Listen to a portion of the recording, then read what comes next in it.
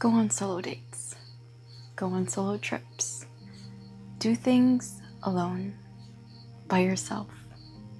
No one else's company but yours.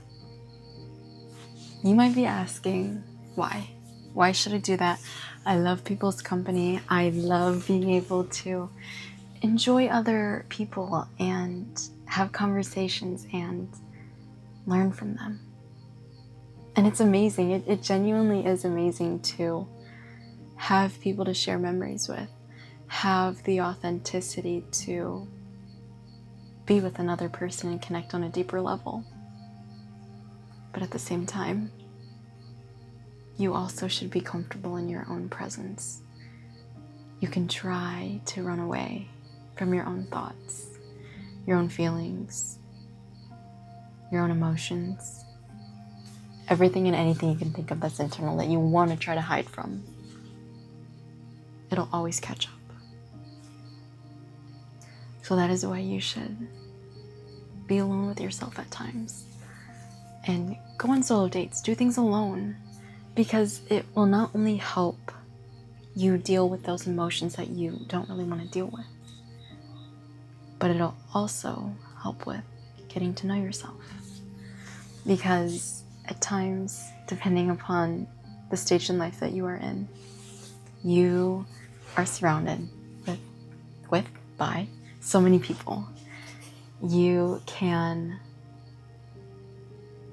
enjoy so many other people's company, because I went with like a friend to the farmer's market, and she brought along her friend, and then she brought along her friend, and it reminded me how beautiful friendships are. And one of my friends was like just talking about people coming into her life and just remembering that love of friendship, and that, I want to call it that crispness of a good friendship, that you can conversate with somebody, you can feel at home, and you can feel vulnerable. And I definitely feel like I have that friendship with her. And I'm so glad that we hung out and went to the farmer's market and we got coffee. And now here I am, and like in my room, and I was honestly kind of like, oh my gosh, who am I gonna hang out with? I have no one to hang out with tonight. Like, what am I gonna do? But then it just reminded me how, not in an arrogant way, but how amazing my own company is. Because I don't know if you can tell, I have to clean up my room. She's a little messy. And then I know you guys have seen like in the background of like my dorm, like last year, of like this poster board, and I would like to redo that, because I am no longer in that stage of life anymore. So probably gonna print out, get rid of the Chiquita stickers, and get rid of the pictures. And yeah, I think it's just time for me to do something. And I need to do my nails too. And I need to finish a painting. I don't know if I mentioned that I'm doing painting either, but I have to finish up a painting that I started when I was still at home.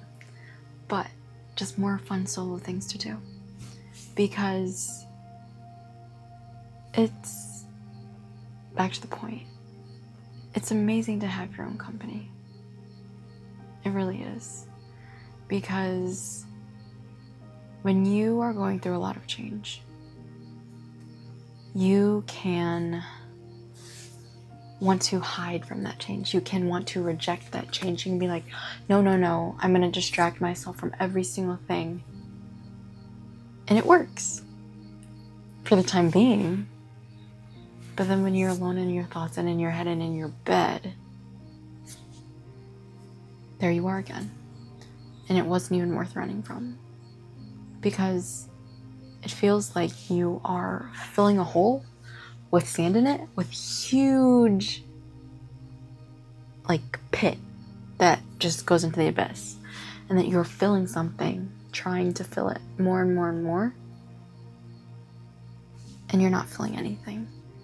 And then it's kind of making it worse, because you're not dealing with it, and you're prolonging that hole. And I think really just becoming comfortable with your own presence is one of the best things that you can do for yourself that you can really gift yourself.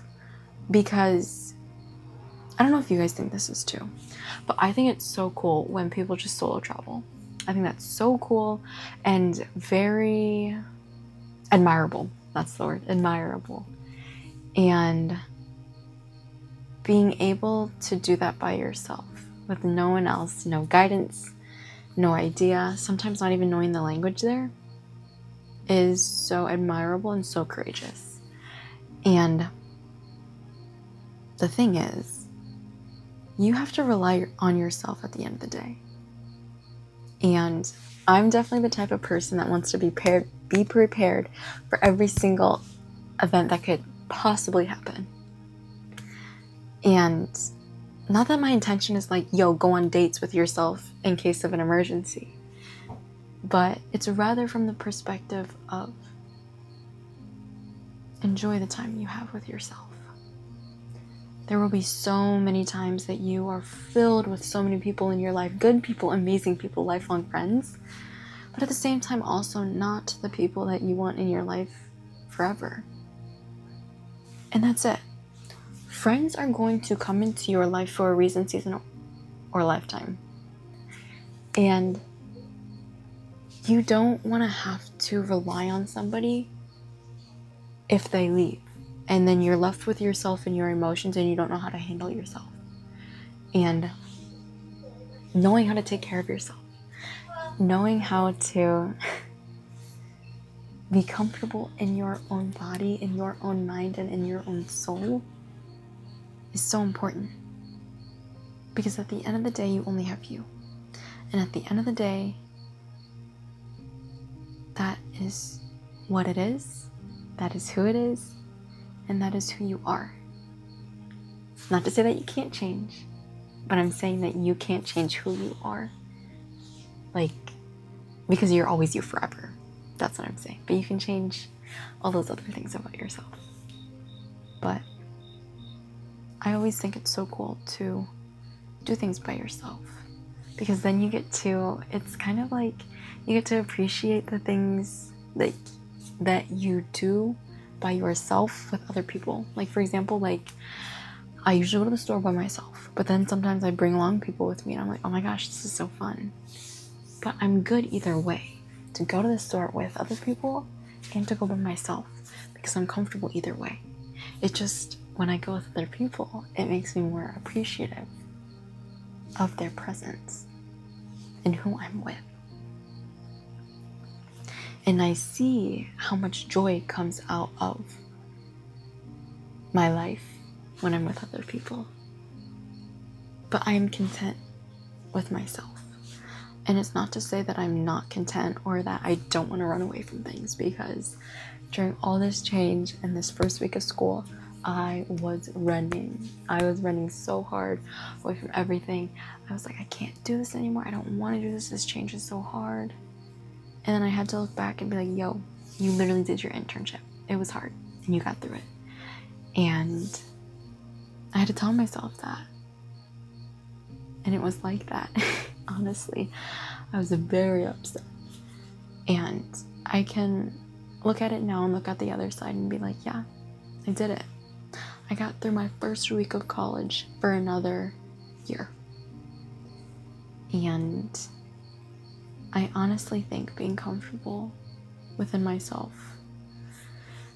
in the long run has helped.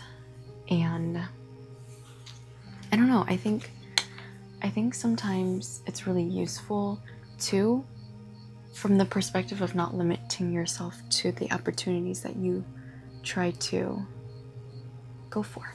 Like a friend of mine, she had this opportunity to go to like a leadership camp, and she had no idea, and she was like, did it, and she was selected like 13 out of like 600 applications, and it was amazing. And she told me all about it, and it was a really good time. And if she would have been scared to not know anybody, if she would have been scared to not apply, she wouldn't have had that opportunity to be there for a week. And I think also, this was like yesterday, there was like an event through college, and I asked my friend, I was like, hey, were you gonna go to this event? Because if not, like, it's fine. Like, or it wasn't even like that, but we were just talking about the event. And I was like telling her, like, yeah, I was gonna plan to go either way. I just didn't know if you were going, because you get to be your own friend. You get to experience those things by yourself. And what if you meet that best friend or that significant other at that place that you went? You ever think about that? That you, I don't know, there's so many stories that are like, if I wouldn't have gone to blank by myself, I would have never met so-and-so. And as daunting as going by yourself to an event or to the store or to school, honestly, I don't know, going to a new school, you get to meet so many new people. And you can either look at it, I guess, as you're scared or you're going to be surprised. And I think the surprised part is a lot more fun and a lot less stressful, because you're like, yo, what surprise am I going to get? Who am I going to meet? Where am I going to go? What am I going to learn? What food am I going to eat? What experience am I going to have? Like, more of like an optimistic rather than a pessimistic. Like, don't get me wrong, I have my very logical, like, this and this and this will happen because of this and this and this. Let's not do that. I'm trying to get away from that. I'm trying to be a little more spunky. And being able to do that by yourself, having that little spunk, is what does it. Like, when the friends that I went to with to hang out with, we were kind of talking about how we are all very like, but then another friend of mine is very like flowy. Like, me and my one friend, we were like, yo, we like to have X, Y, and Z and D and F and G planned out. And then my other friend, she was like, yeah, no, like in her country, it's very much like, hey, do you want to get lunch today? And it's very like fly by the seat of your pants. And we just both thought that was so interesting. And just having a little spunk, having that little bit of spice, adds that little bit of pizzazz to your life. And I think that if you go exploring by yourself, you can really enjoy that extra company that you have when you can be a little bit more flowy, be a little bit more of like explorer, I guess, if you want to call it that. I don't know. However you want to phrase it. I think that you can really learn to enjoy your company, your own company, because you can't hide from it. You can try to fill the void, fill your cup up with things that do not truly fill it. And then you just feel more empty inside. And that's never fun. That truly is never fun. And sometimes, as much as the effort that you put into trying to fill your cup that already has a hole in it, you might as well just inspect the cup, see if it needs fixed, and just get a new cup. Because that new cup could be a new perspective. That new cup could be choosing to have a positive outlook, is choosing to feel your emotions, to accept your thoughts. Just because you have thoughts does not mean that you are your thoughts or that you act upon your thoughts. They're called intrusive or impulsive thoughts for a reason. It's not necessarily you.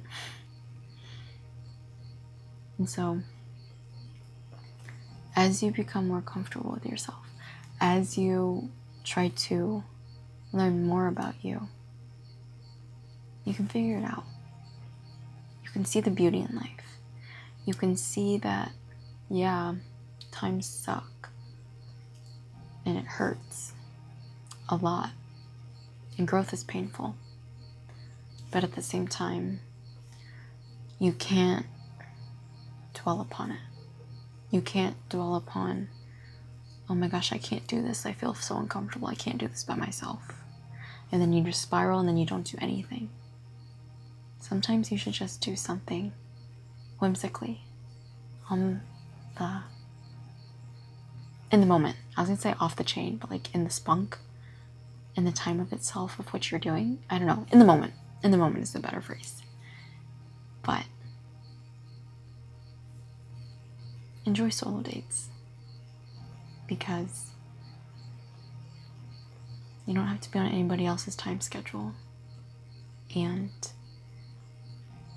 it's not as lonely as you think, because you have yourself, and that is enough company to enjoy life.